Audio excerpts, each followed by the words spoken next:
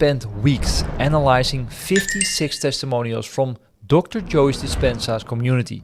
Every word, every emotion, every turning point behind the most extraordinary healings. People who were told they would never walk again. People with stage 4 cancer. Cases that made doctors roll their eyes if you even mentioned healing. But what shocked me was this. Even those who healed spent months, some even years, seeing no results. One woman meditated for 17 months and 29 days with nothing. And then, overnight, everything clicked. And that's when I realized every healing follows the same patterns. So in this video, I'm revealing the 10 repeatable patterns I discovered that appeared in almost every healing, prove that transformation isn't random, it's reproducible. And one of the first patterns I noticed was surprising. When doubt and fear took over, people turned to one unexpected source for strength. Not medication, but proof from others who had already healed. I call this number 10. Testimonials were my medicine. So the one thing that stuck with me the most was this woman's story. And we found that 33.9% did this the same. She was diagnosed with a rare neurological disorder where your immune system attacks your nerves. So the doctors told her, you are going to be living in a wheelchair. But here's what she did, what was genius. As soon as the doctors left her hospital room, she would pull out her phone and watch one testimonial after the other, up to 400 testimonials. So the question is why? Why would you look into 400 testimonials? Because every time doubt creeps in and every time she replayed that moment when the doctors told her, you are going to live in a wheelchair forever. Every time fear took over. So she needed proof, she needed inspiration that this was real. And she said this, I would play Dr. Joe's tapes every day. And that's what kept me in a state of empowerment, knowing that they are totally wrong and I know what I'm doing. And the testimonials became her medicine, her daily dose, her belief fuel. And today she's walking again, dancing, running, the living proof that it worked. But before we dive into the next pattern, there's something important I want you to understand. Because a lot of people struggle to see their new future before it actually shows up in their life. And that's why I'm such a big fan of the Mind movie. Think of it like a vision board, but then in real life. A short 2 to 3 minute video filled with your images, affirmations and special music that helps reprogram your subconscious mind to your new reality. Because your subconscious mind doesn't know the difference between something real and something vividly imagined in your mind. And when you can see it in your mind, you can feel it. And your body starts to live as if it's already true. So if you want to know more, there's a link in the description below this video. Then we dive into the next pattern, number 9, the surrender moment. The one that stuck with me the most was the following story. And we found out that 35.7% did this. This woman was battling severe depression. She tried to feel gratitude for her own healing. But as she told on stage, when you are depressed, it's really hard to feel grateful. You can't just force it. So instead, she did something really smart. She shifted her focus. She started visualizing the charities she would create, imagining helping other people in her mind. Pictured the joy on people's faces after being helped. And that's where she found her gratitude. So she stopped talking about me. She said it became more about healing myself because I need to be there to help those other people. And this feeling removed the pressure and gave her purpose. And ironically, that's when the healing accelerated. So what can we learn from the surrender moment? That when you stop focusing on you, but instead focus on who you will serve, everything starts to change. It gets easier. And surrender teaches us to release control. But for some, life took everything first. They didn't choose to let go. They were forced to. And that's where their healing began. And that's pattern number 8. Rock bottom was the foundation. 41% started from absolute rock bottom situations. And this woman's story shows why that mattered. At 24 years old, she was planning her own suicide. She would be suffering from severe anorexia since she was a teenager. At an age of 18, she weighed only 70 pounds. She was skin and bone, and it was so bad that her body couldn't digest food anymore. So after all, doctors were giving up on her, and her family was terrified to lose her. But then she made her decision. I'm going to kill myself. I can't live like this anymore. So while she was planning to do so, she was searching on the internet when she found Dr. Joe Dispenza on YouTube, where she saw other people talking about healing themselves. And then she thought, okay, I'm going to give this one last try. If it doesn't work, then I will just take my life, and that was the plan. So therefore she did 5 to 6 meditations a day, because when that is the alternative, you show up differently, right? So she had nothing to lose. So within weeks, her body started healing. She had a mystical experience where she forgave herself for everything. And that feeling lasted over 6 months. She gained all her weight back and fully healed. So the lesson is, rock bottom situations changes you. It strips away everything that isn't real. But even after the breakthrough, there is one more test. Because when you start to rise, your old self doesn't let go easily. And the mind whispers, it's not gonna work. That fight, that resistance, that's what I call the last battle, pattern number 7. Because 48% experience this. And it's probably what you are dealing with right now. So you are doing the work, meditating every single day, following the process, but nothing is happening. And the question in your head is, am I wasting my time? But when doubt shows up, and it will, or when fear starts whispering in your ear, it's not gonna work, remember, it's completely normal that when they were in your position. For the first year, nothing changed. The more I became aware, the worse the symptoms got. I did the meditations, but nothing was happening. 18 months passed by, and nothing happened.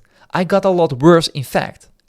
But here's what I found analyzing 56 testimonials. Nearly half of the people who eventually healed went through the exact same phase where they saw 0 results for months, some even years, and their symptoms actually got worse while doing the work. And they questioned themselves, and they had a lot of doubt and fears if it was even going to work.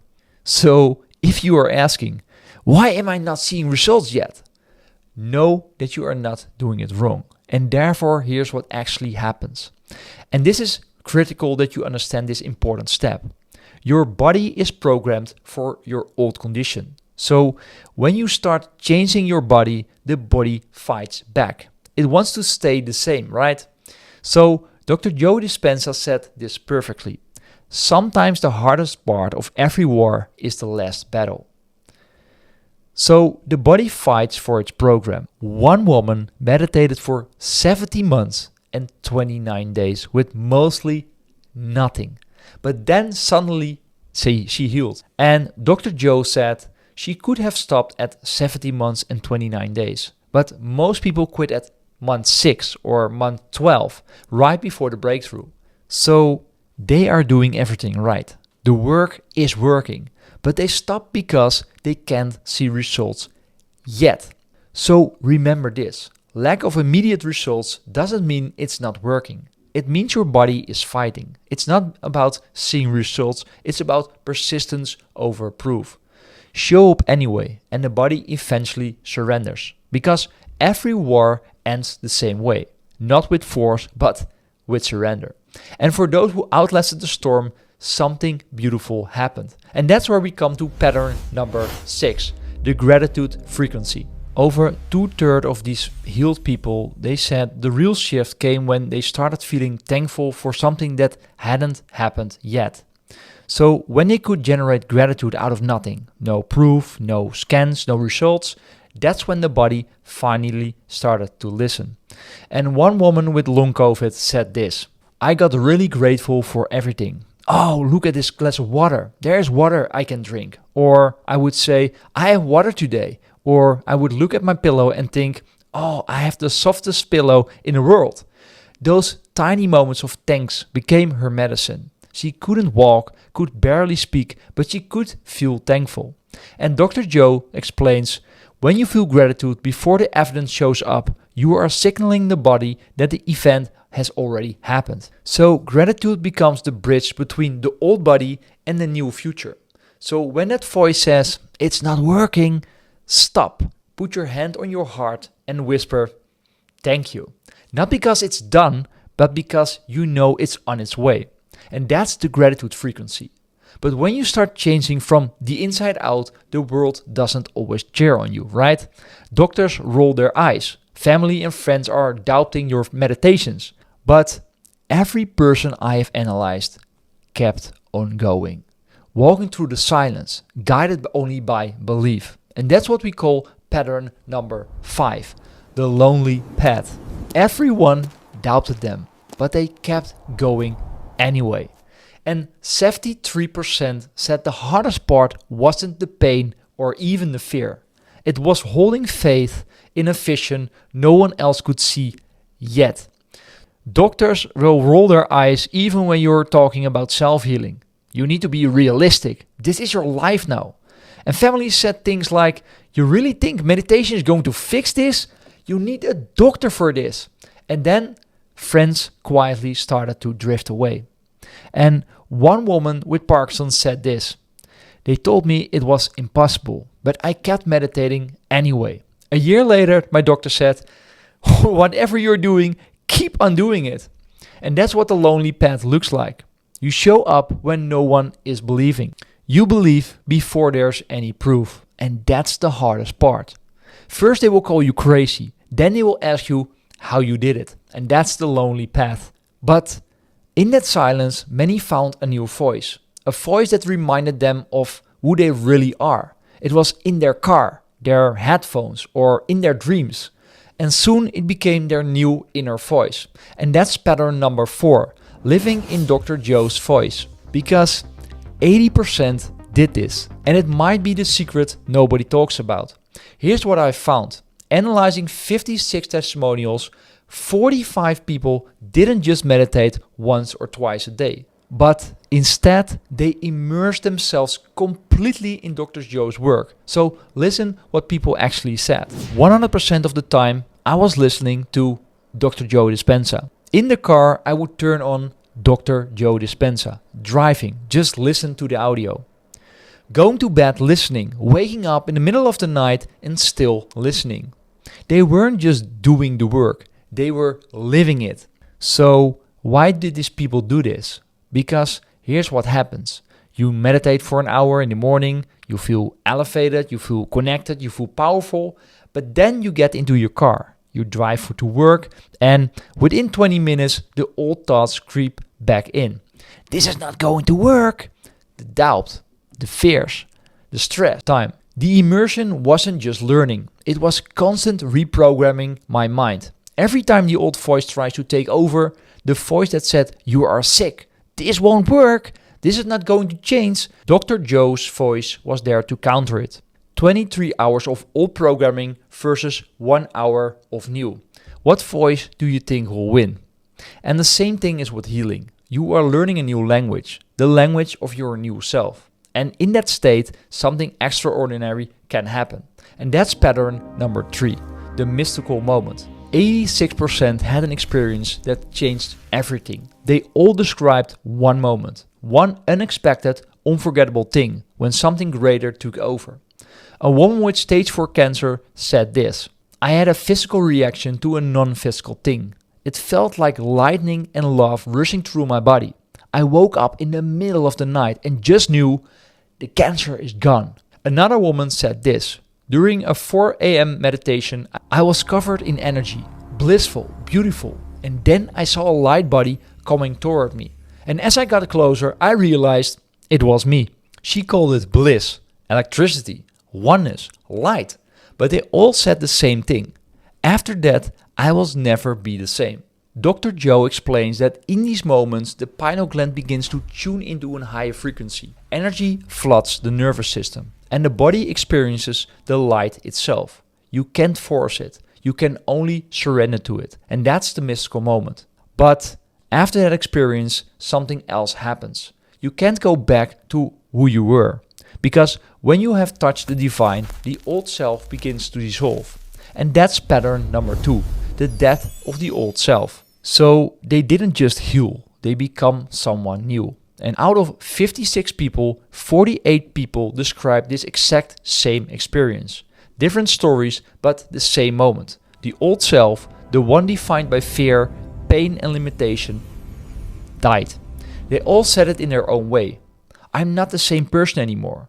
The one who got sick doesn't exist anymore. I woke up and I couldn't find the version of me who was suffering. One woman with Crohn's disease said this: "For years I identified myself as the sick one. Every decision revolved around my illness. But one day in meditation, I realized I didn't have to fix her. I had to let her go. And that's when everything changed." But when the old self dies, the work isn't over. Because becoming someone new isn't a single moment. It's a daily practice. You show up every day. And that's pattern number 1. Doing the work, no days off. Every single one of them showed up. 56 out of 56. No expectations, different stories, same moment. Some meditated through pain, some through fear, some through doubt so heavily they almost quit. But none of them stopped. Some days you will feel you are going 400 steps backwards. But even then, do the 5-minute meditation. Keep that car moving, because pushing it 1 mile an hour is still better than stopping and getting out. If you keep doing the work and hold those patterns in your heart, your inner world and outer world will going to shift. And once you hear these and incorporate them into your process, I guarantee your manifestation starts crushing it. Okay, the first step to understand is this. You are probably not failing at your meditation, but your analytical brain is hijacking it. So most of the time, people who have this problem are left-brainers. And trust me, I still have this problem myself as well sometimes. So the left brain is the analytical, logical side of the mind. It loves structure, understand how things work, control outcomes, measure progress, and most importantly, solving problems. That's also why people who live mostly from the left brain are often struggling to meditate or manifest easily. And here's why. When you try to meditate or manifest from that mindset, your analytical brains keep saying things like, "Am I doing this right? I don't feel anything. Why isn't it working yet?" And this constant questioning keeps your brain in beta, the thinking state, which blocks you from entering alpha or theta brainwaves, the relaxed creative state where meditation and manifestation actually work. And everyone says, "I'm going to meditate to relax," but that's not what meditation is for. When you meditate, you are slowing down your brainwaves to quiet the thinking mind, which is a gateway to access the subconscious mind and opens the mind to new possibilities. So when people start meditating, most days feel like this. You see red boxes. You are in survival mode. Mind constantly thinking, judging, analyzing, planning, worrying. And you have green boxes. And this is where your body is relaxed. Mind quiets. And the meditation works. But here's the part nobody tells you. Every red box contains green inside it. And every time your mind wanders and you bring it back, you train your brain. So over time, the red starts shrinking. But now you have to pay attention. One box stays red. Not because you are doing something wrong or not because you are not enlightened, but even monks, the most trained meditators on the planet, still have monkey mind moments. The difference is that they observe the thought without becoming the thought. And because of that, they slow down their brainwaves faster and drop back into the calm, intuitive subconscious state. But even if you quiet your mind, you slow down your brainwaves and enter a peaceful state, it still won't work if you are carrying the wrong feeling. So step 2 shows you exactly why. Step 2 is you are feeling lack, not abundance. Your subconscious mind doesn't respond to logic or ideas. It responds to emotion and sensation. And that's why Neville Goddard says, feeling is the secret. Because when you shift from analyzing to feeling, you move into the state where your subconscious mind, the real manifesting power, begins to listen. So most people start meditating and expect results in a month, right? But if your inner feeling is, "I need abundance because I don't have it," your meditations aren't creating the shift. So let me explain this with a little story before we dive into step number 3. My brother went on vacation with his family. He had sun, ocean, kids playing, everything was relaxed and was great. And then a few friends joined them. One of them was doing really well financially. Every lunch and every dinner was great. And then suddenly my brother's mind started comparing. And maybe you can relate. So he spent a lot of money. I don't have that kind of budget on this vacation. Maybe he is doing better than I am doing. And then the monkey mind kicked in. Maybe I'm not successful enough. Maybe I should work harder. Maybe I am not able to give my kids the same life as he does. And then he did something really important. He cut himself and shifted his focus. Because his kids were laughing and were clearly having fun. His wife was relaxed and laying down in the sun. And then he said, stop. In that moment, nothing changed outside of him. But everything started changing from the inside. And that's a choice. He made a new choice. And that's really important that you get this. Because abundance doesn't start when you get more of it. More money, more friends, more of this, more of that. It starts when you see what you already have at this moment. So take this lesson not for granted. But even if you change your state and you feel abundance for a moment, if you don't fully believe it will work, your subconscious mind won't follow. And that's step number 3. Step number 3, you don't truly believe it works. And there's a massive difference between knowing something intellectually and experiencing it in your bones. Because if you truly knew that your meditation would deposit 500k in your account or cure an illness, would you ever skip a meditation day? Because think about it. Some people are hearing bad news from the doctor. They have 3 months to live. And these people don't have the luxury of choice. They could even believe their meditation is working for them or not and just are going to die. So every doubt is your analytical mind trying to pull you back into your familiar patterns. And that's the reason why some sick people who have had some really bad news from doctors and don't have any out because they have seen every doctor but there is no solution or treatment for them, they are going all in. They're going all in into the meditation. And sure, they will have doubt. But there's no other option to keep on going. So please remember this. If you want to quit, that voice is just your old self talking, trying to talk you out of it. And the only way is to stay in the game and slow down that analytical brain, that brainwaves. But even when you believe it truly works, your analytical mind sometimes is lying to you. And then we have step number 4. You are lying to yourself that your meditations aren't working. So my question to you is this. How are you so certain your meditations aren't working? If you have truly meditated daily for 5 years in a row, entering the blackness, becoming no one, becoming no thing in no time, haven't there been moments of pure presence? Times when you felt completely at peace? Or small synchronicities you dismissed maybe at the moment? Most people are not actually meditating on abundance. You are meditating on, I need abundance because I don't have it. And the universe doesn't respond to your words. It responds to your frequency. Listen, a lot of people are doing this wrong. You are not actually meditating on abundance. You are meditating on, I need abundance because at this moment I don't have it. The universe doesn't respond to your words. It responds to your feelings, to your frequency you're sending out. And your frequency is screaming, I'm in lack, while your mouth whispers abundance. And this is keeping you stuck. And therefore step 5 is really important to understand. Because most people make one final mistake. Step 5, your focus is backwards. Every time you check if it's working, you are focused on lack. And right now, you might be treating meditation like a slot machine. Insert your time, pull the lever, and wait for a payout. But transformation isn't a transaction. It's an investment that compounds invisible over time. And think of your efforts like a hockey stick. At first, the curve looks flat. Your hard work seems invisible. But then small consistent actions stack up day by day. And then suddenly momentum kicks in. And the curve shoots up and results explode. And that's exactly what I'm doing right now with this YouTube channel. And in the financial world, they call it compound interest. So let me explain how this works. After 1.5 years of posting, I have uploaded 189 videos. And after that 1.5 years, I had 1,200 subscribers. And most people stop here. Because after 50 or even 100 tries, they say, I tried, but it didn't work. But last month, the curve bent. 1,500 new subscribers up to 3,000 subscribers in 1 month. And what you can see on the screen, $350 in revenue from YouTube ads in a month. And maybe that doesn't sound like much, right? But what used to take me a whole year is now happening in 1 single month. And most people would say it's better to stop, right? But this is how long it can take to build something real. To put in your time and don't wait for only results. So what will happen if we stay in the game and keep on practicing? Keep on improving. So I hope my lesson is clear. Your efforts may feel invisible at first. You might try, you might practice for months or maybe even years. And it might feel like nothing is happening with your manifestations. But this is how compound interest works. It is almost flat and after small consistent actions, they stack up and then they multiply. And suddenly, momentum kicks in and results explode. Don't quit, but stay in the game. And most importantly, have fun while you're doing it. Now, think back to the person who said, "Man, I've meditated for years, but I still don't have any results." And you are so close. The missing piece isn't more meditation. It's choosing, in each small moment, to feel gratitude for what's already here, for what you already have.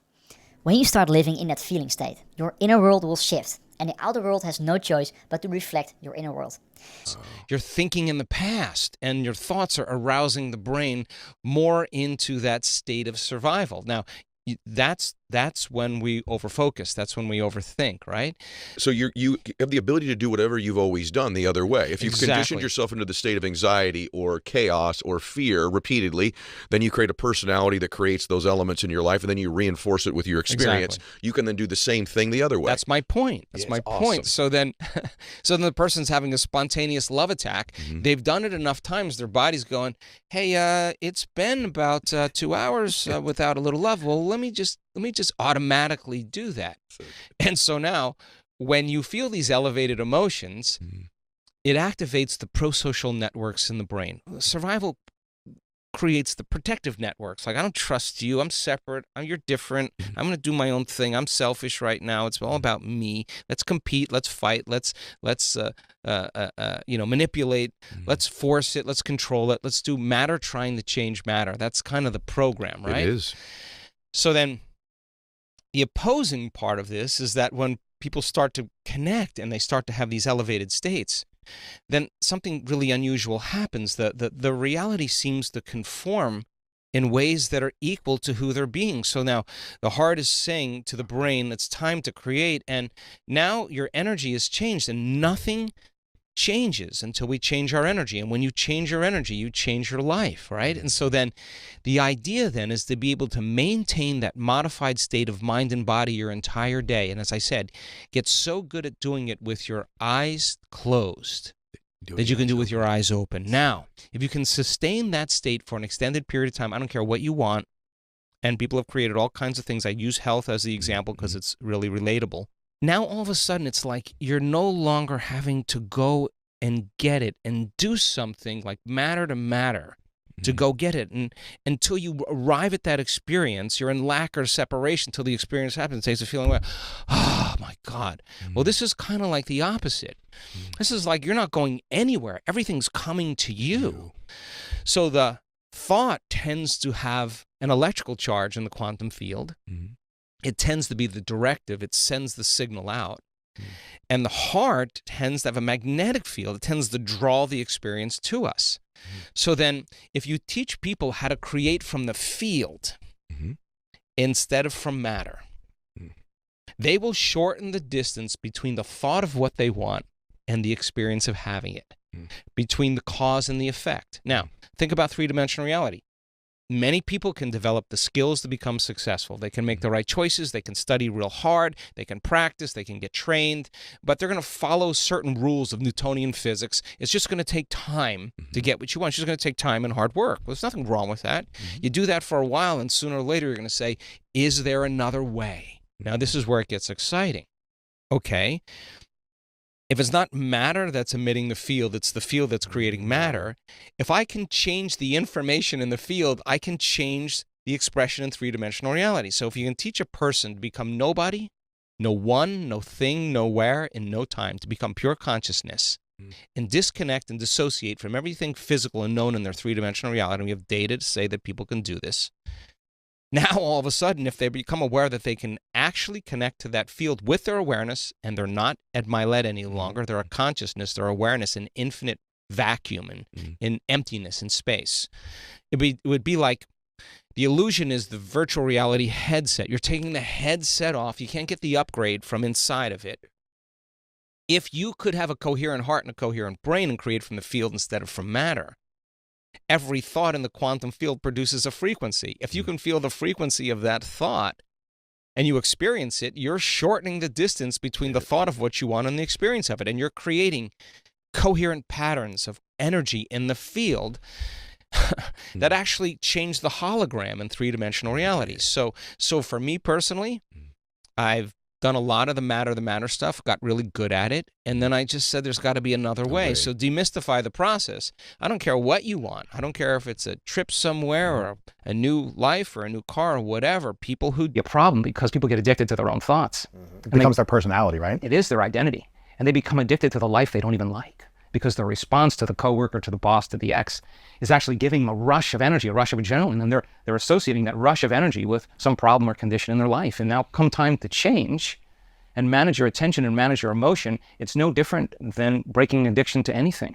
There's cravings. The body wants to return back to how it's been conditioned, into the familiar past, into the known. Even if it's uncomfortable, painful, and a horrific feeling, why do we go back into that feeling? Because we don't believe there's anything in the future.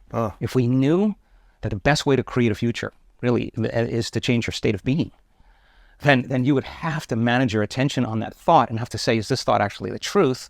And how long am I going to keep thinking this thought and firing and wiring that circuit in the brain? So there's biology, because now it's an automatic program. It's a belief. Wow. A belief is just a thought you keep thinking over and over again until it becomes subconscious or unconscious.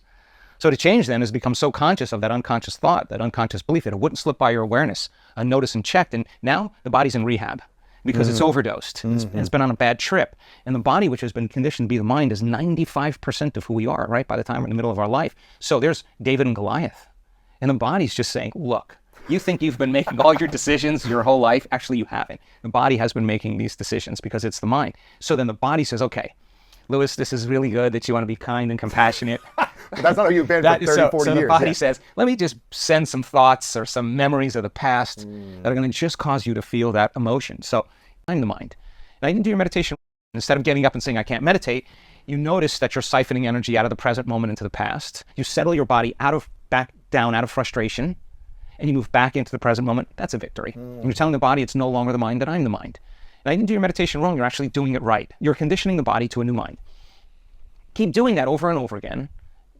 David starts getting a hand on Goliath, and it's uncomfortable, and it's tedious, and it takes energy, and it takes awareness, and you got to hang in there. And the hardest part of every war is the last battle. And just when you think you're done, you got to go a little further. And if I take people past that point, and there's a collective group of people, and they say, I can't go any further, and go a little further because the person next to them is a sweet little woman in her 70s, and they're in 30 and buffed, and like, I can't go. She's not going. I'm not going. And they go a little further. That's when the brain changes the most, because they just broke out of the known into the unknown, and nothing dangerous happened. Nothing scary happened. There was no threat. There was no danger, and people start relaxing more into the unknown. Turns out that's the perfect place to create from. Wow. So the side effect of these higher states of consciousness, these greater frequencies or energies, is the outcome, really, of managing our attention and energy and inhibiting the thoughts that produce those hormones and those feelings, and no longer driving the body into a lower denominator. Sooner or later, you keep doing that, energy moves only in one direction, and it moves up.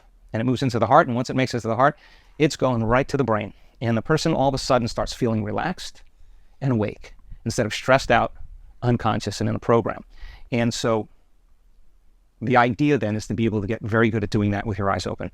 So the practice of doing that in your daily life then is then living in a different state of being independent of what's going on in your outer world, thinking differently, acting differently, and feeling differently in the same reality until it changes. Right, because most of us, it seems like, are awake but unconscious. And what I'm hearing you say is we've got to practice having our eyes open and being conscious at the same time. Exactly. That's the whole purpose of doing the work. Right. I mean, you're doing the work so you don't default. The default is automatic. It's so quick. You have one stray thought, one response, and then you just lost your state of being.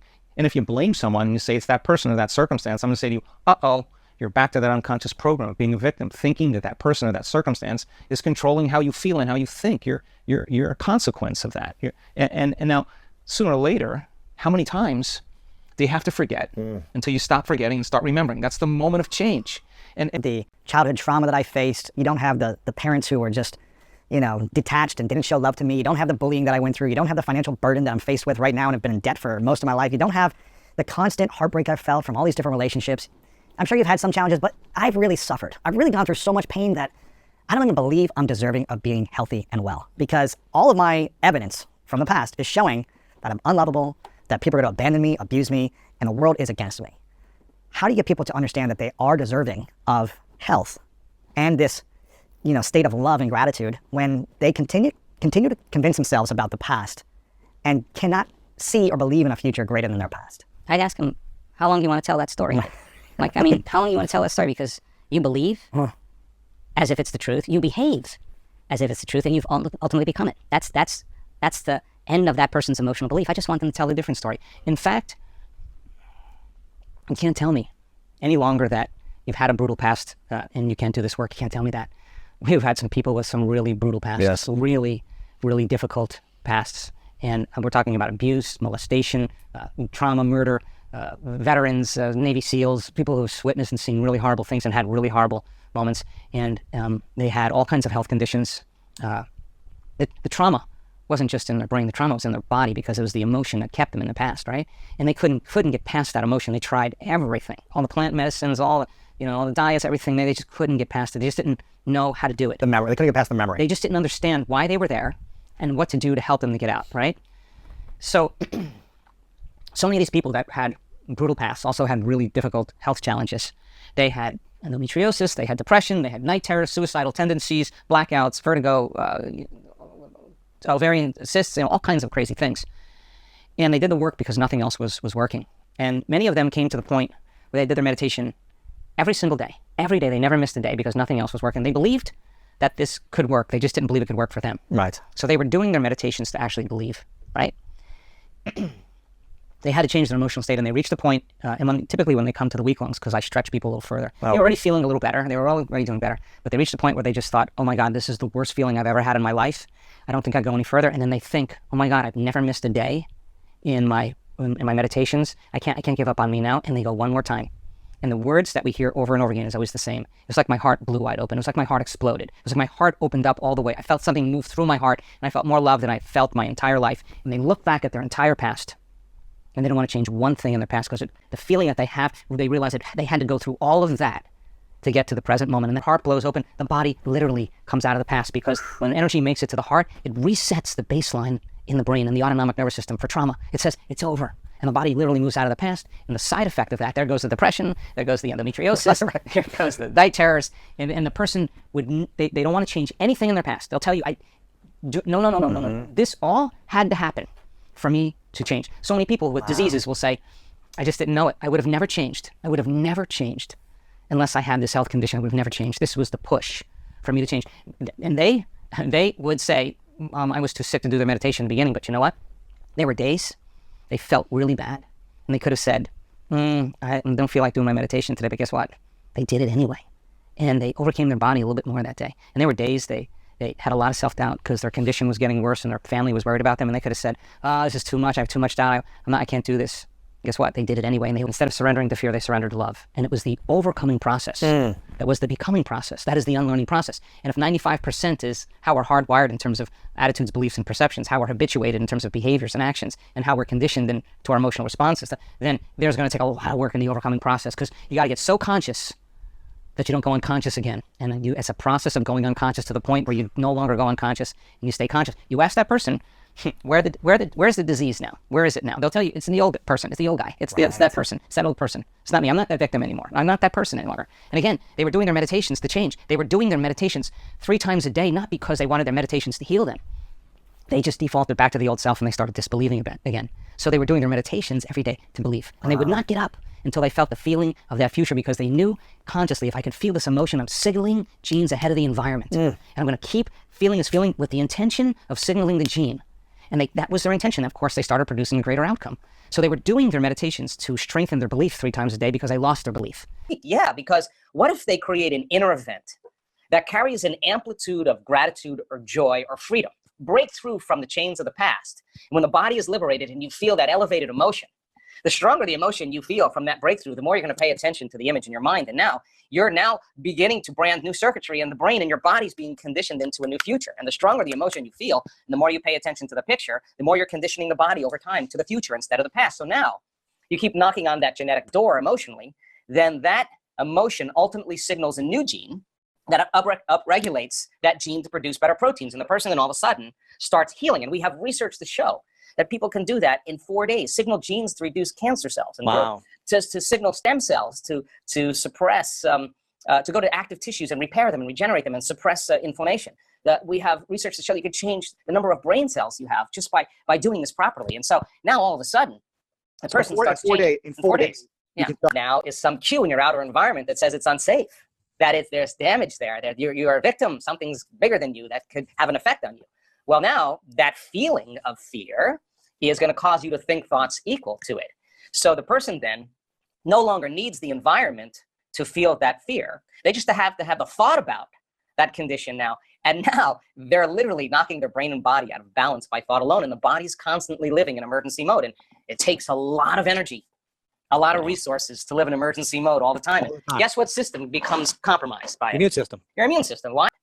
That you're tapping the body's very energy to heal by doing this. And the immune system says, well, we're part of really the other nervous system. We're the brake. We're the clutch. We need to get into relaxation. We need to get back into balance again. And when we do, then we'll metabolize. Then we'll assimilate. We'll reproduce. We'll excrete properly. Mm-hmm. So now you got this kind of battle between the gas pedal and the brake, and the immune system says, hey, listen, if there's foreign agents, if there's viruses, bacteria, molds, funguses, listen, we don't have a whole lot of energy here to deal with them because we're fighting this war out there. There's no homeland security. So they shut down certain receptors in the immune system. They shut down function of those lymphocytes, those white blood cells that are your inner army of protection. And it takes a lot of energy to fight a virus and a bacteria, foreign agent, and there's no energy to deal with it. Then you are victim to your environment, because every time you react to your environment and you say that person, that circumstance is controlling the way I feel and the way I think. If something outside of you is controlling your feelings and thoughts, then it makes you a victim to your environment. So you will be more victimized, or you could be more of a victim to other things in your environment. People don't understand this consciously because it's a program subconsciously. So now, if you begin to strengthen your inner environment now, this is where our work comes in, because we have research to show that when you place your attention right here in your heart, this center right here, this is the beginning of our divinity. This is our center of oneness, our wholeness. This is where we begin to feel love, gratitude, compassion, kindness, care, freedom, joy. It's all these elevated emotions that are heartfelt emotions. That our research shows that when you begin to teach people how to open this center, and you teach them a formula on how to practice it, that if they did that for 4 days, that they would begin to strengthen their immune system by 50%. And now let me tell you why. Because in the center is your heart, but what most people don't know, there's another gland in there called the thymus gland. Thyme leaf. It's named after the thyme leaf. And the thymus gland has two functions. It has an endocrinological function. It makes growth hormone. That's our youth center. And it makes strong immune chemicals. And it has an immunological function. So when you're living by stress and your heart is racing and you're stepping on the gas and the brake at the same time because you can't run, you can't fight, you can't hide, and you got the gas and the clutch going, energy is going to leave the heart and it's going to the adrenal center, and you're going to cause contraction in the arteries in your heart, and this center will shut down from blood flow. And so there's no energy in the heart. So you teach a person then how to begin to open the center and to start feeling elevated emotions through their heart. And you teach them how to switch or convert from the sympathetic nervous system to the parasympathetic nervous system. Well, all of a sudden now, this thymus gland, which normally shrinks with age, starting at puberty, the fountain of youth now, all of a sudden begins to get new blood flow. And there's new hormones that are signaled, like oxytocin and vasopressin, and all these different chemicals called nitric oxide and endothelial-derived relaxing factor, and the arteries in the heart begin to swell with energy and blood flow. And this center switches on, and now it says, man, this feels good. And this is a time for us to really get back into balance, and really let's strengthen our inner world now. And now all of a sudden, this thymus gland begins to make thymosin, which is an important agent that begins to make T cells. And T cells have little receptors on them called T cell receptors. And when those T cell receptors are robust and strong, those cells make proteins, and they make what's called antibodies or immunoglobulins. And these little Y-shaped proteins block the receptors coming from the virus that are trying to attack the white blood cells. They have a shield. And now they're immune to the virus and its attack with its receptor. Wow. And it can literally begin to inject it with these immunoglobulins, primarily immunoglobulin A.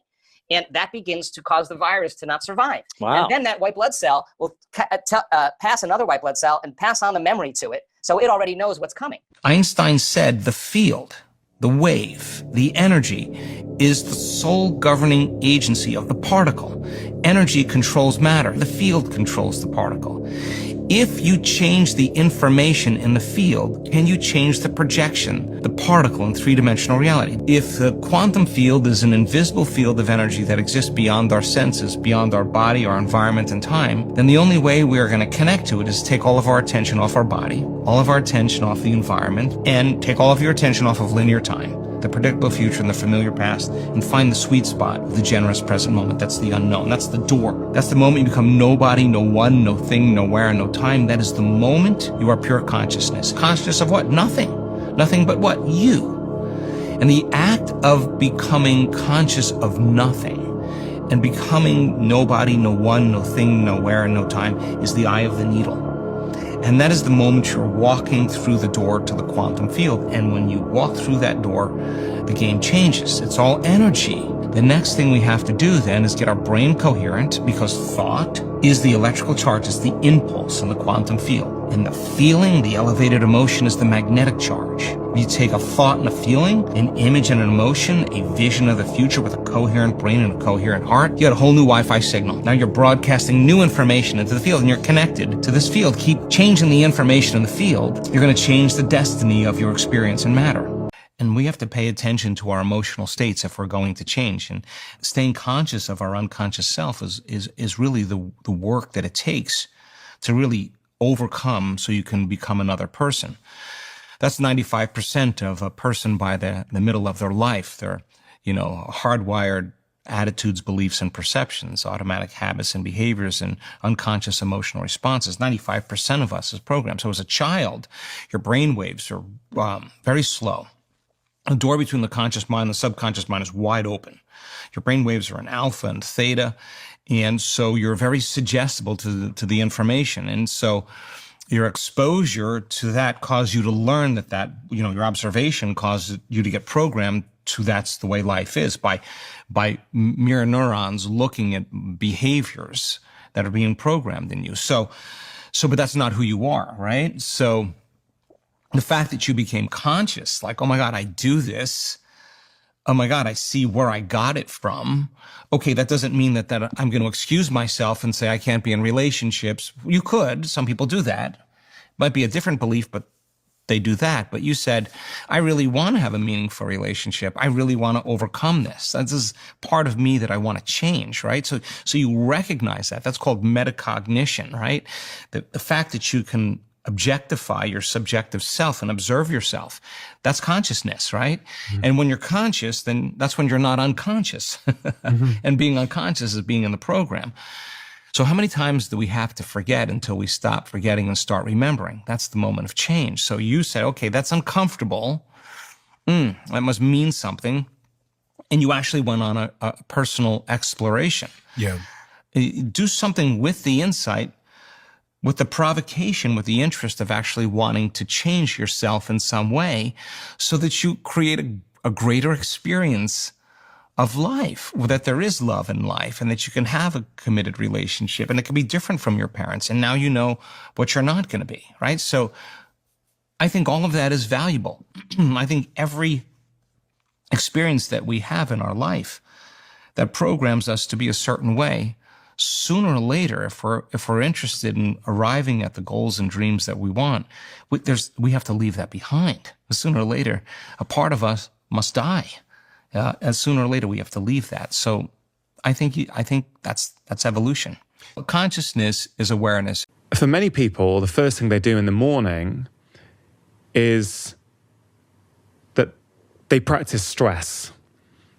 They get up, whether it's the news or emails or social media, in what I consider to be a very important time of the day, they allow the environment to start conditioning their mind, and then that conditions their body. Certainly that's the way I see it. And in a view of what we've been talking about so far, of course, we've mentioned addictions, which are rife these days.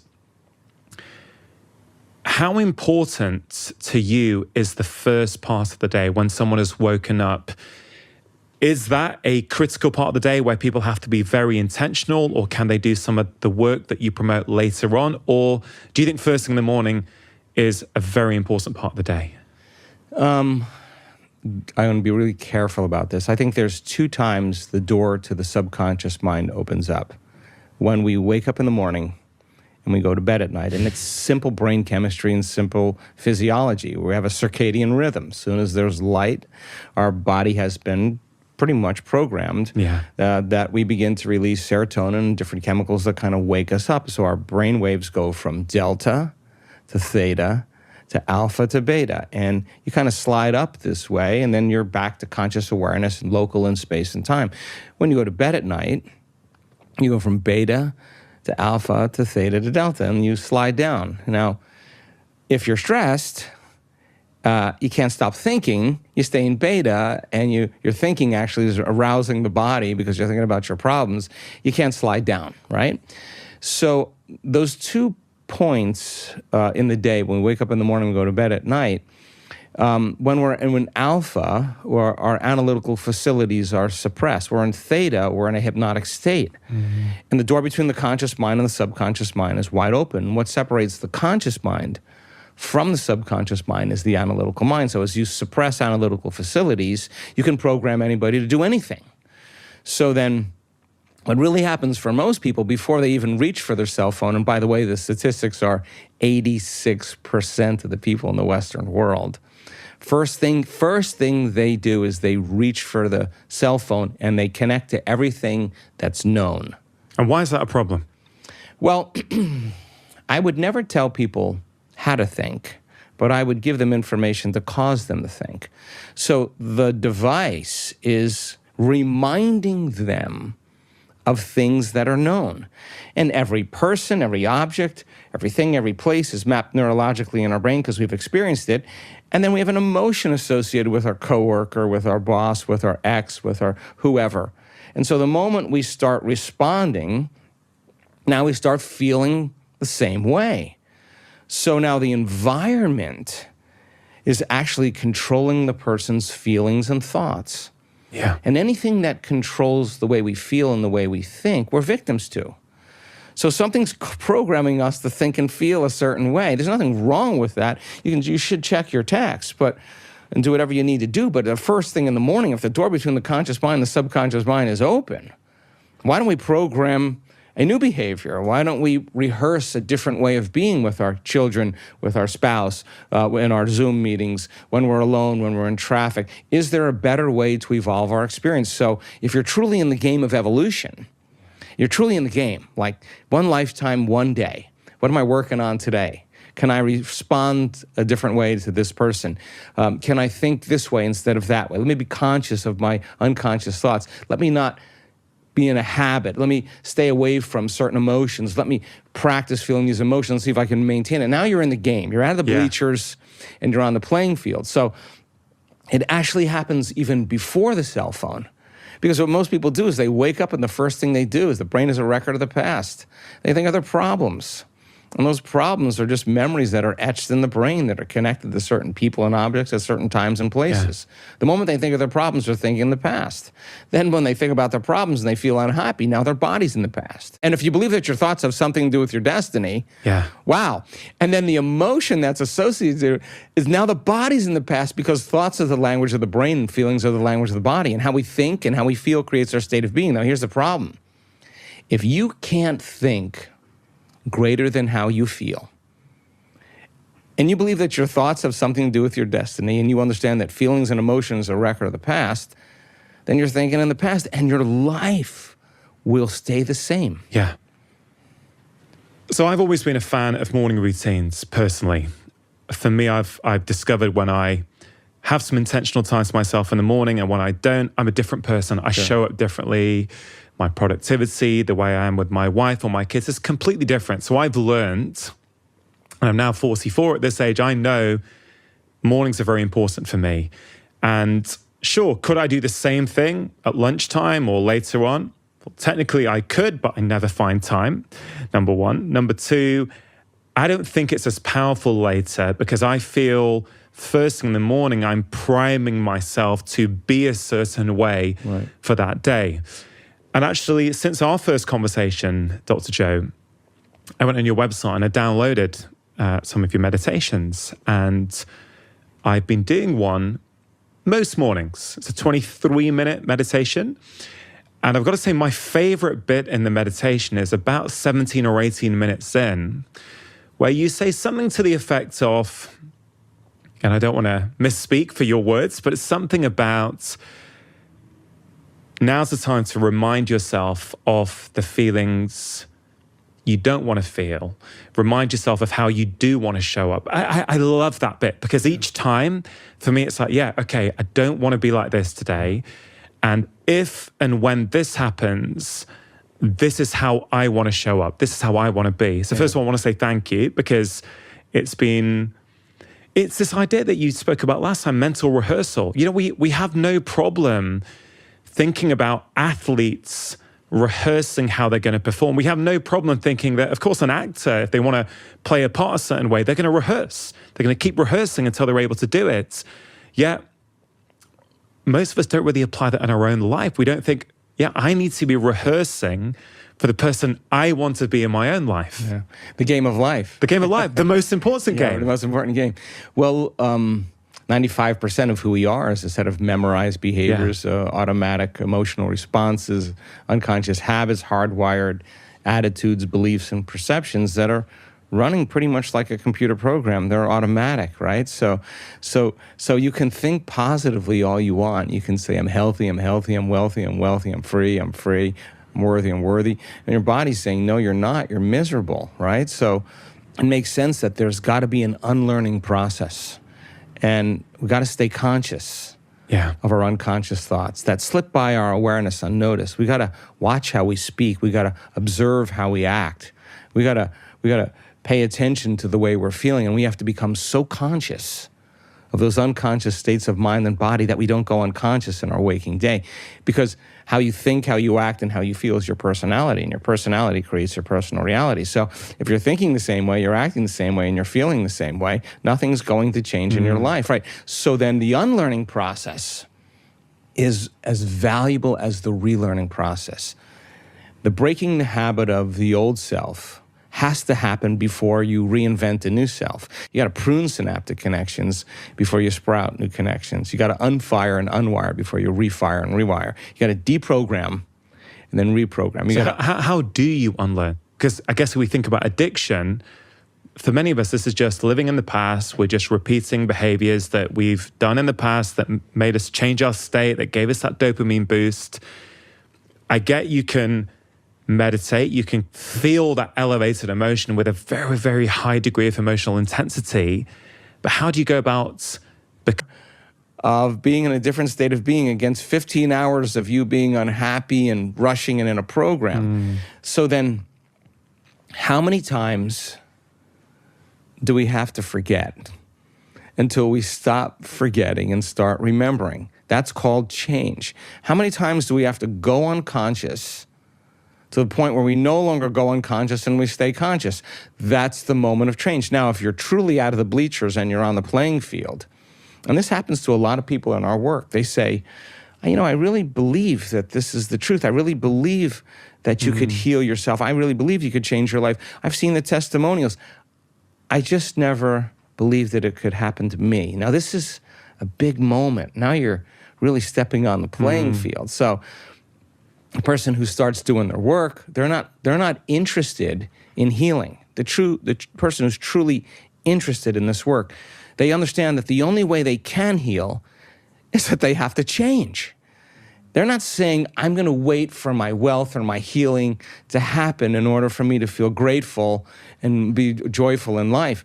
They're saying, if I feel grateful, my healing's going to begin, right? If I feel more whole, then there should be some change in my gene expression. So they've studied the content, they've studied the information, and now it becomes extremely practical. So they may have a great meditation, and we've seen this happen to many people.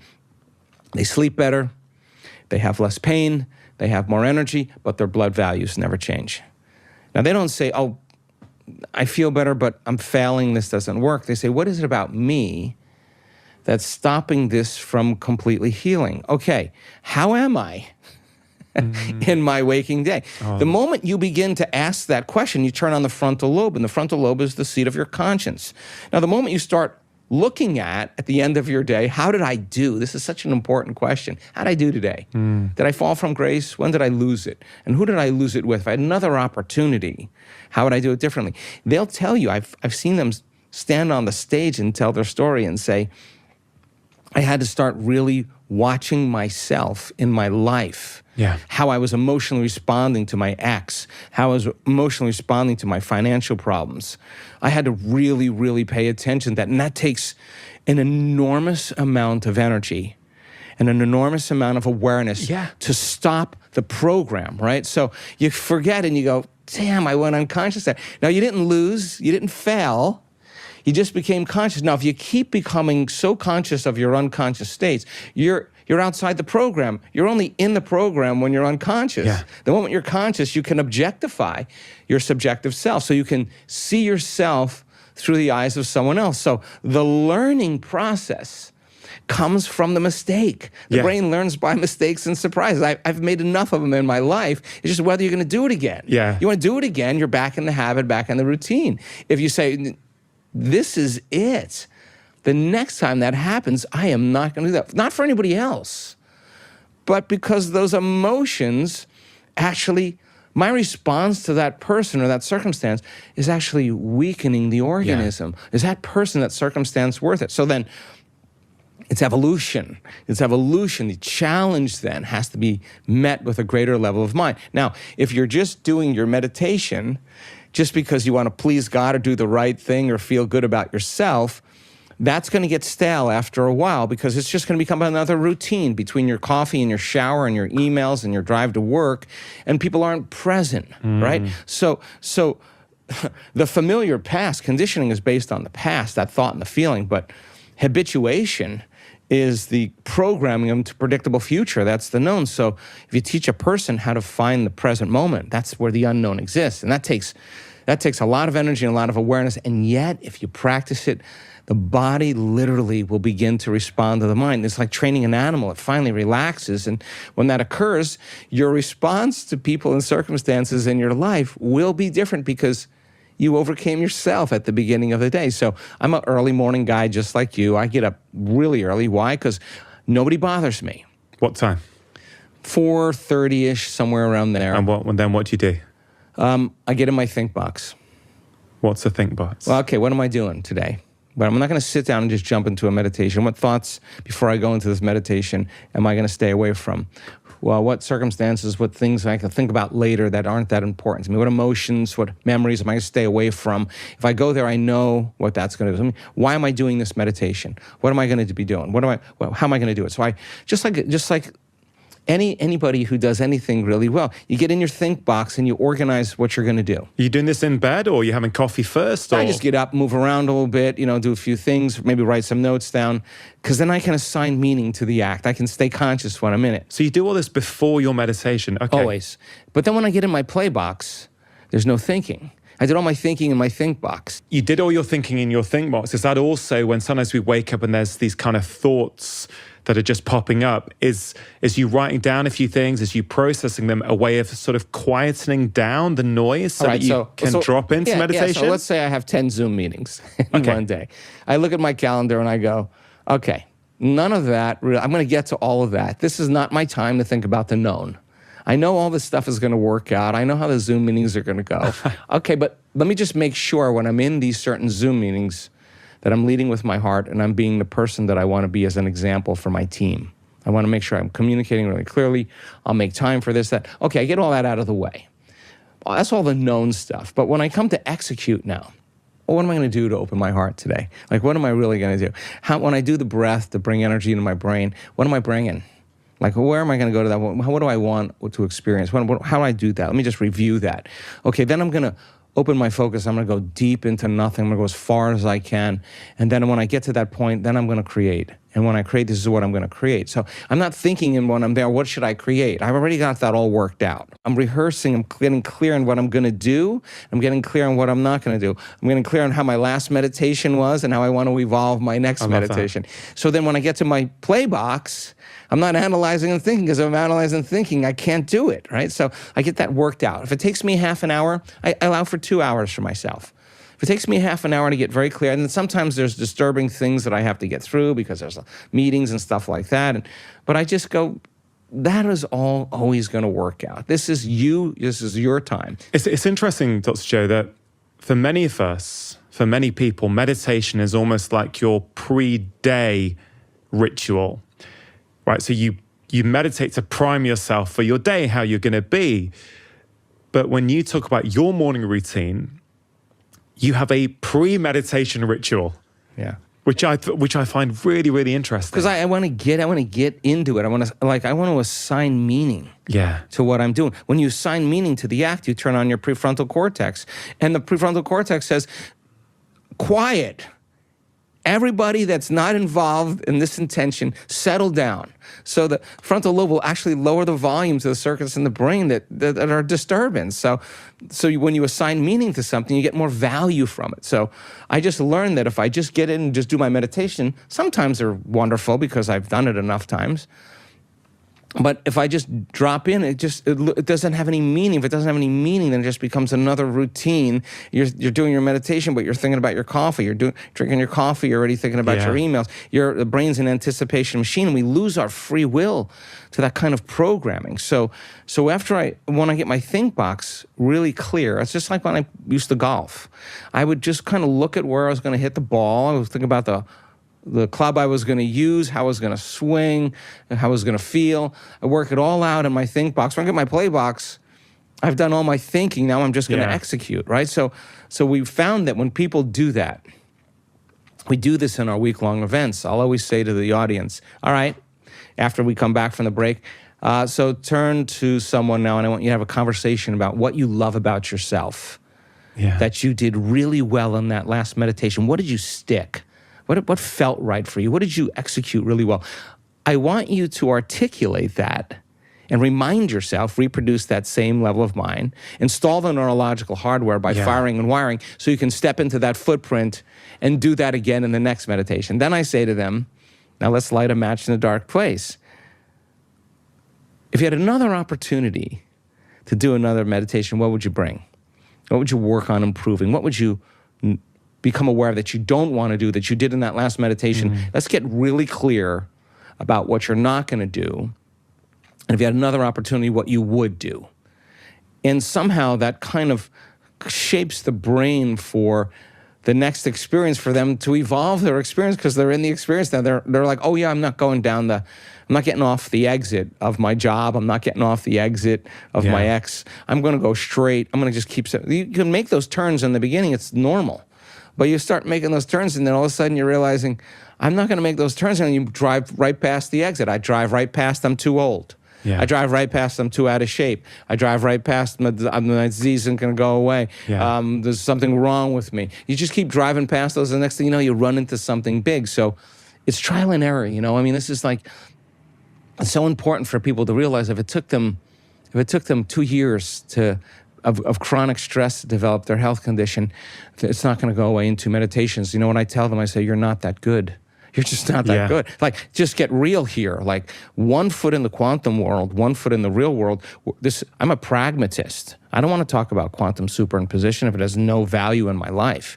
I want to talk about what it is that evolves my experiences. So if you're truly in the game of change, then you would be rehearsing how you were going to be in the next Zoom meeting if you were really off in the last one. If you wouldn't say, oh, I'm this way because of that person or that circumstance. That's that program of being a victim saying that person or that circumstance is actually controlling the way I feel and think. My response to that person is making me sick. It's actually weakening the organism. Okay, the next time I have that opportunity, if I'm truly in the game of evolution, let's see if I can stay in my heart, and the whole time I'm not going to react. That would be a victory for me. That would be a victory. So then at the end of your day, you go, I actually kind of love myself. I actually got my behaviors to match my intentions. I got my actions equal to my thoughts. I had a new experience, and it actually felt good.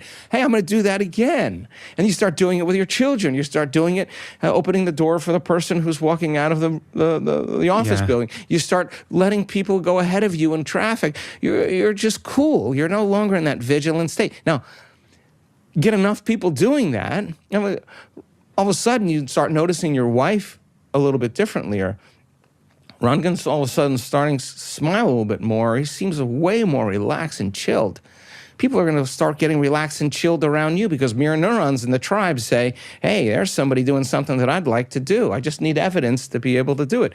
And all of a sudden, you start developing a community of people that start behaving differently. What's the significance of that? That's called emergence. An emergent consciousness is that everybody's behaving differently. And that is what's going to change the world, you know?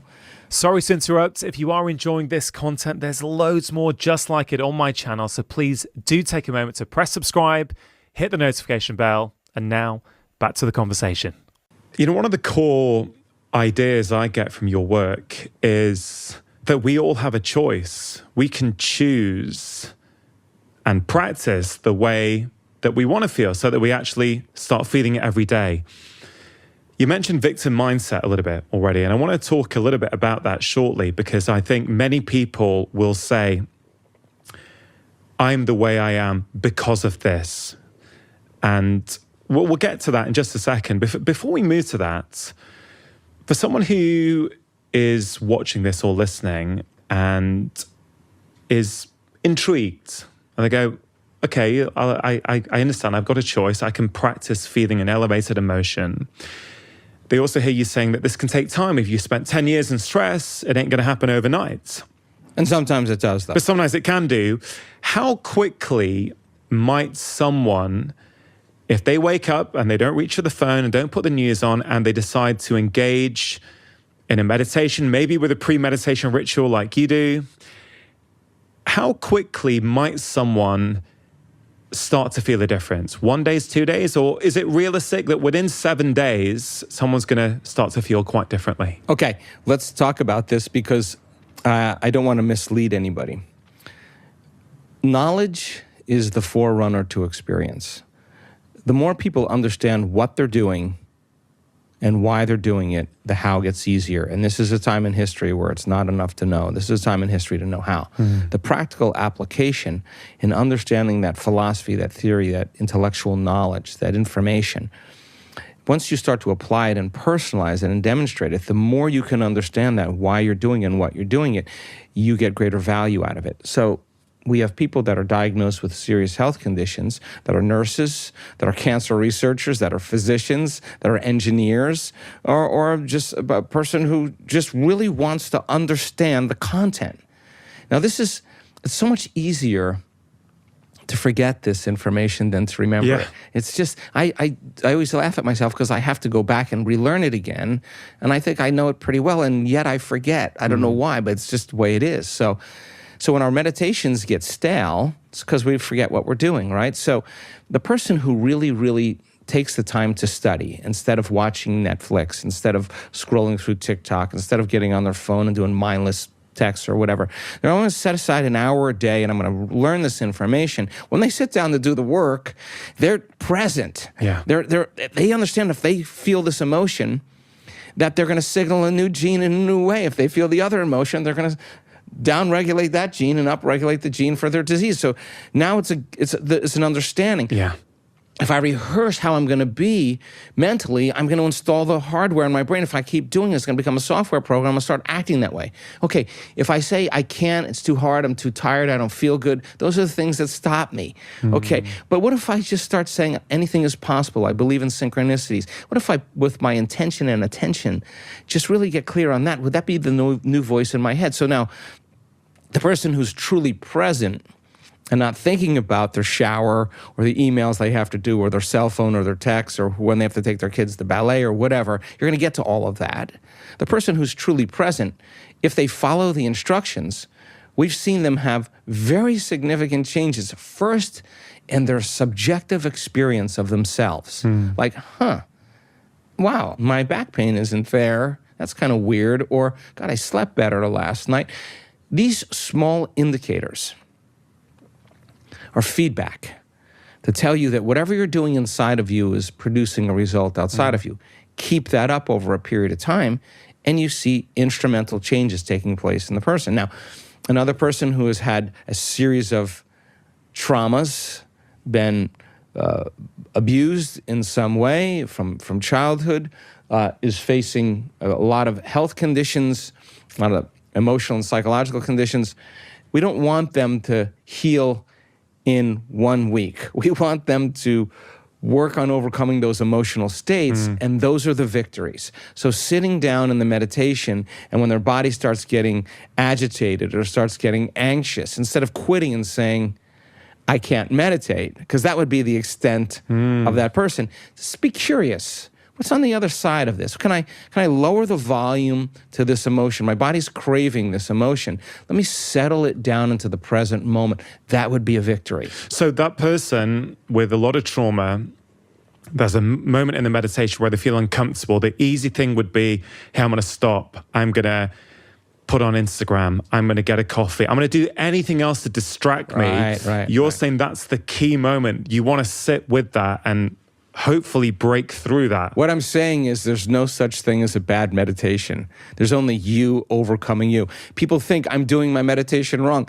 No, you're doing it right. Even if it's difficult. That is the moment that is going to define the person. So then the person goes, oh God, I feel really uncomfortable. I'm not a good meditator, or something wrong with me. It's my trauma, it's my past, it's my parents, it's whatever.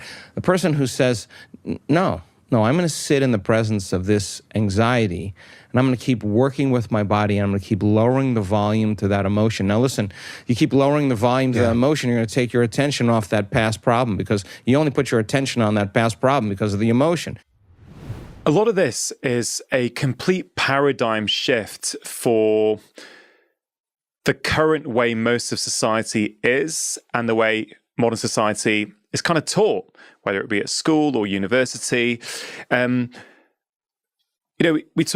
I talk through the lens of a medical doctor and looking at the health of my patients, for many years I have said that, listen, we're missing lots of key skills as medical doctors, because what we've learned can be really good for acute problems and emergency situations, but it doesn't tend to work so well for these chronic conditions that didn't happen overnight, that they have developed because of our lifestyle. And I've said many times in the media over the last few years that about 80% of what we see is in some way connected to our collective modern lifestyles.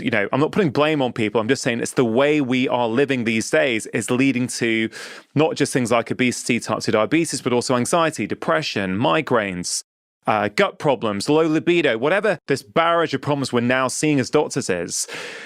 But I've got to say, over the last few years, I've been wondering, well, yes, I still maintain that's the case, and I still want to make and help people make those lifestyle changes. But actually, I realize it's not the root cause. It's not, I can go further upstream. Yes, lifestyle is important. If I can help people change, yes, it changes their downstream consequences on their health. But the way we think, our mental well-being, our happiness, I have actually come to the conclusion over the last year, so that's even more important than lifestyle, because if we change the way we think and approach the world and respond to people and external events rather than, unconsciously reacting, well, that creates a new environment in our body where we naturally make better lifestyle choices. In fact, those lifestyle choices no longer feel like an effort, because a lot of the time, those lifestyle behaviors are simply a way for us to manage the stress in our lives.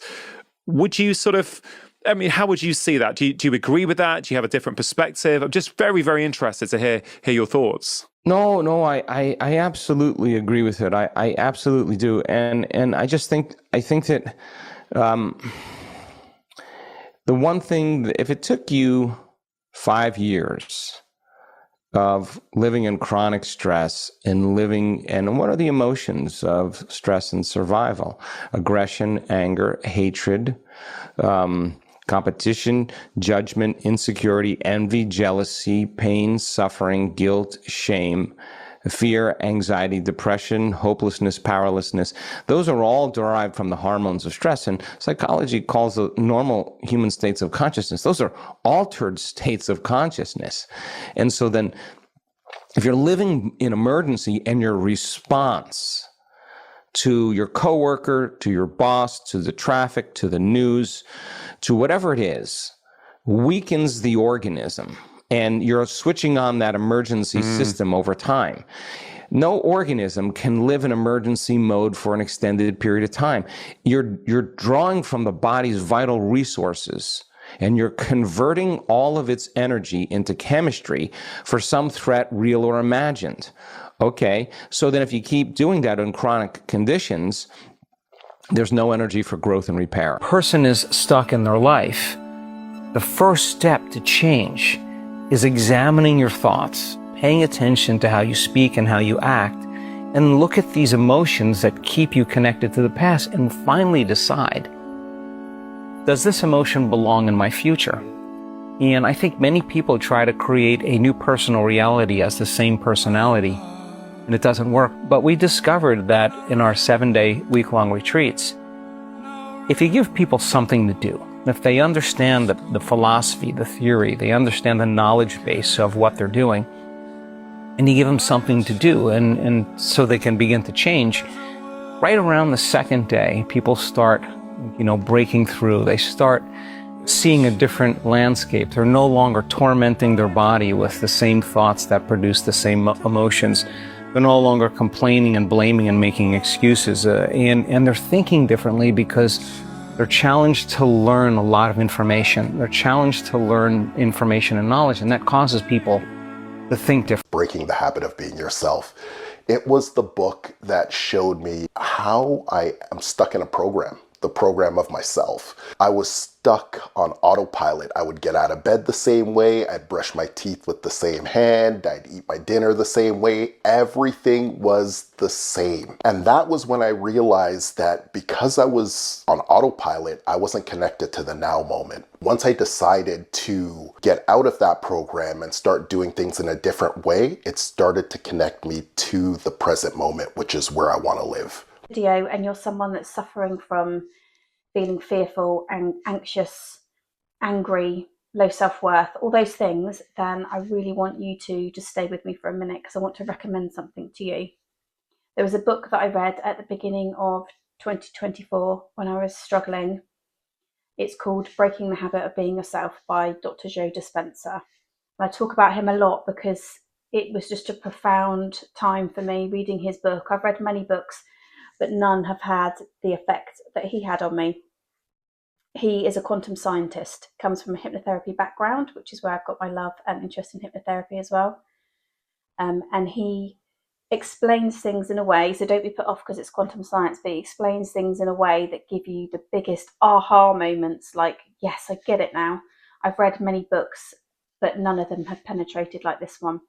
He really helps to shift your vibration, and he explains how you can do that. And if you're willing to stick at the tools that he's teaching you, magic can happen. Your whole life will just change, because when your energy shifts, your vibration rises, and your mind shifts, it's like a radio station. You're giving out completely different signals to the world, and then you're getting completely different vibes back. It's just amazing. The model of reality tells us that to change our lives, we must fundamentally change the ways we think, act, and feel. We must change our state of being, because how we think, feel, and behave is, in essence, our personality. It is our personality that creates our personal reality. So to create a new personal reality, a new life, we must create a new personality. We must become someone else. In other words, if you want to change your reality, if you want to manifest a new reality, who is that person in that new reality? How do you envision yourself in that new reality? What does that person do? How do they think? How do they feel? You need to take action and become that. That every emotion that we have has a different megahertz. And so you got high vibing emotions that are happiness, joy, gratitude, love. They vibrate at a higher level. They can now measure that. Emotions of the heart, right? Then lower vibration, competition, lust, hate, those are lower vibe, and they can actually measure that. And so what we want to do is we want to tap into those emotions of the heart that are of the highest vibration. When we activate our hearts, then we actually start to magnify what we want. So And first time that there was something that was so habitual in my behavior that I just took it as fact that it would always be the case. And by breaking it, I actually broke my way of relating to myself, that who I was and what I was something fixed. And it opened me to the possibility that anything about me could change. And so, well, try a little gratitude. When something wonderful happens to you, or something wonderful is happening to you, something amazing just occurred in your life, or a surprise, an event, or you're receiving something. When you receive something, something just happened, you feel gratitude. So the emotional signature of gratitude is that it's happening to you or it's already happened. And the body is so objective, it doesn't know the difference between the real life experience that's creating that emotion and the emotion that you're creating by thought alone. And people only accept, believe, and surrender to the thoughts equal to their emotional state, and they never accept, believe, and surrender to the thoughts that are not equal to their emotional state. It's so easy to slip back into analysis, and yet when you're in your heart, you never analyze. You ever notice that? When you're in your heart, you don't judge, because why would you divide that energy into polarity? The moment you start analyzing, you lose it. I know there are people in this audience that have every reason to feel another emotion. I know that the program is waiting for your life to change to feel differently. That's not how it works. It's not how it works. Nothing changes in our life until we change. If you say to me, I can't feel love, I'm going to ask you, what do you feel? What is that feeling that you live by every single day, that you've grown so accustomed to, that you think is you? That is not you. Because when you're inside the jar, you can't read the label. And you got to get outside the jar and disentangle from it. And I'm telling you, I've witnessed this on so many scans. A person puts their attention on their heart, and we're like little children all looking at the screen and like filling a gas tank as they put their attention on it. Here comes that very low frequency that's only indigenous to the heart. That's what the heart lives off of, that energy. And here it goes, all the way up, and here comes the parasympathetic nervous system. What's it saying? Relax. And all of a sudden, the parasympathetic nervous system drops down, and here comes the sympathetic nervous system. And it starts rising. What does that mean? Awake. Wake up. And it takes persistence and determination to knock on that door of your heart. And you're giving it the force of life. And if you can breathe and feel and just practice, the side effect of doing that is joy. The side effect of that is energy moving into the heart. But if you think, I'm not doing it right, it's taking too long, something's wrong with me, that's the very thing that's standing in the way between you and causing that heart to blossom of yours. I'm telling you, trust the process. In a few days, the side effect of all your efforts, watch this, you ready? Watch. This is what you're going to look like. You ready? That's going to be kind of a permanent thing. That's going to be the side effect. And people in your life are going to worry about you. All of a sudden, happy for no reason. And yeah, we all have challenges in our life. And the greater you become, the greater your challenges. That's the law. You don't have to go to some monastery in the Himalayas to be initiated. Your life is your initiation. And we've created those challenges in our life from a certain level of consciousness or unconsciousness. And you got to go to a greater level of consciousness to resolve that problem. And you can't do it as you. So many people in this work are wanting healings in their body, and rightfully so. Our data shows that the person who's in the river of change and all that chaotic energy is moving around them, and that chaotic energy is novelty, it's unpredictable order, they're out of the box, there's disintegration in the nervous system, there's chaos in the body is not the same. It's a wild steed to ride that thing. It's so much easier to lay down and give up on you, so much easier to grab your cell phone and scroll through mindless images. It takes great effort to stick it out for you, and I'm telling you, the side effect of that is the body being liberated. You practice feeling gratitude, you get good at whatever you practice. You practice suffering, you get really good at it. So good at it, you can do it automatically. So good at it, you could be unconscious in the entire process.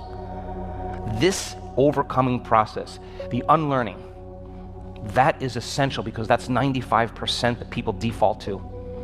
I want you to come right up against, I can't. I want you to come right up against, meditation is too long. I want you to come right up against, I no longer like the person sitting next to me. I want you to come right up against that. Where are those thoughts coming from? No one is giving you those thoughts. Those are circuits in your brain that have been installed. And it's time to clean house. Everything. And yet, you kept showing up for you. That means you believe in you. And that becomes a habit.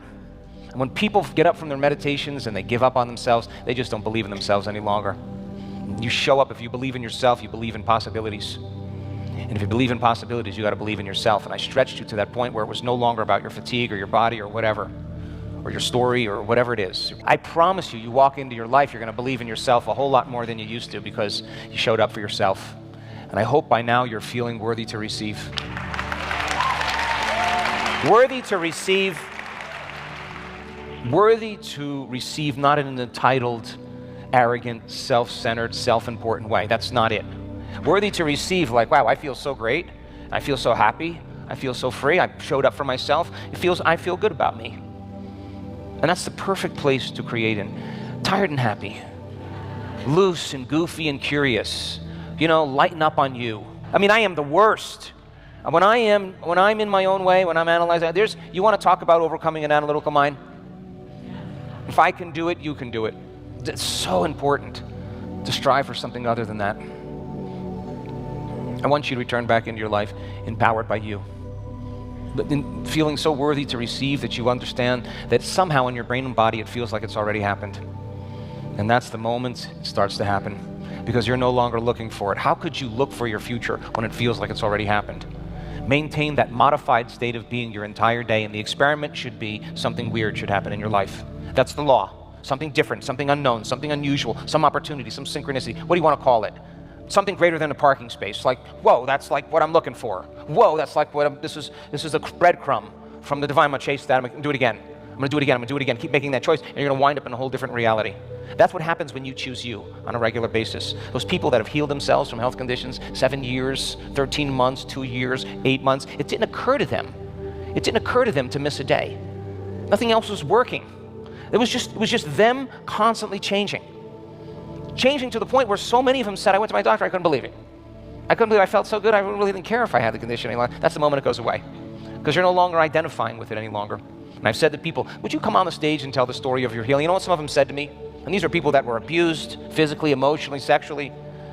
A few of them said to me, I don't even remember my story. Like, why would I even go there? Like, I'm over it. Like, they're telling a whole different story. They didn't want to tell the story. Like, I'm good. Like, I am really good. I mean, they belong to the future now. So we do this work. We do the work every day to change. That's what we're doing. And if we change, when we change, our life changes. That's the law. The experiment is yours. You're this individual soul on the journey back to source, and you're going to tell a story. And you might as well make it really gallant and noble. And you got to have really, really big antagonists and challenges. A hero's got to emerge. And people who overcome their past, oh my God, they don't have to talk about it any longer. They're satisfied with who they are. So it is the overcoming process, that is the becoming process. I want you to remember that when you return back into your life. I want you to return back into your life changed. And your job is to maintain that change. And that means you got to make time to pay attention to your inner world as much as you do to your outer world. And set your cell phone down, shut it off, and walk away from it. Get away from it for a period of time and think for yourself. Get the triple filtered water. Get a great glass of wine. Get a shot of tequila. Have your mango juice. I don't care, whatever it is. And sit down and ask yourself, what do I know?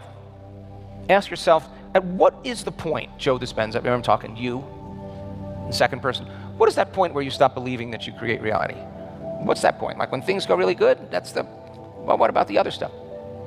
At what point do you think that you don't create reality? What is that? Let's talk about that. Let's have a long thought. Let's have a stream of consciousness to the point where I actually have to make a different choice. The time for contemplation is the building process neurologically in the brain. And that's thinking for yourself. And it's so important to think for ourselves in this time. It's so important to make time to have those long thoughts. I care enough about your investment in your time and energy in being here for you to go out and be the example for the world. That's the greatest compliment you could ever give me. The greatest compliment is demonstrating the work. You got to practice being noble. You got to practice being honorable. You got to do it in your walk. You got to practice like you know how to do the breath when you walk. You got to practice that you are the mystic. You got to walk as if you've walked through dimensions or traveled through time. Try that out for a period of time in the experiment. Make time to do this on a regular basis. Your life will change seamlessly in the most mysterious ways. And who gets to be the beneficiary of those efforts? Say it. You do, and then who else? Your family, yes? And then your friends and your coworkers, and ultimately the world. The world needs you. The world needs you. The The world needs you to demonstrate greatness for it. And every single day, if you just took a little time for you on a regular basis to keep the experiment going, asking yourself, what are my blind spots? And what am I lying to myself?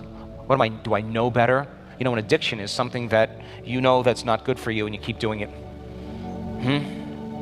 What are you willing to give up for a new future? That's the process. And the discomfort and the uncomfort, being in the unknown, should drive us. That irritation should drive us to overcome. I'm happy with your evolution, and I don't want you to let up on you. If you keep going, the breath gets easier. If you keep going, your heart opens up easier. If you keep going, energy moves automatically. If you keep going, your dreams get more lucid. If you keep going, weird things happen to you. Don't ask me, ask the community. They'll tell you that. And relax. Your body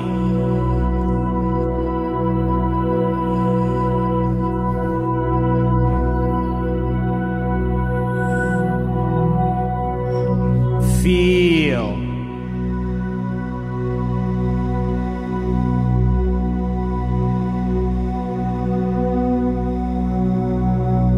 your body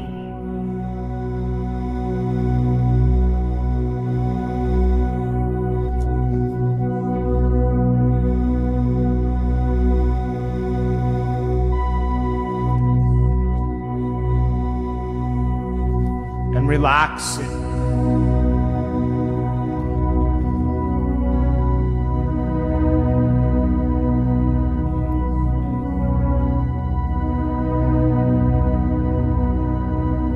More.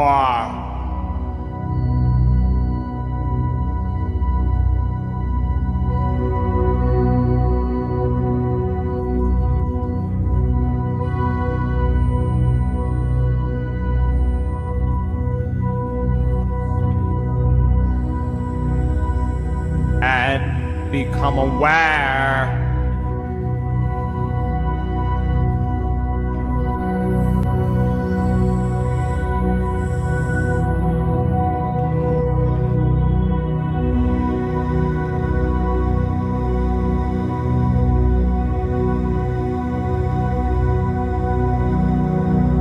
of the endless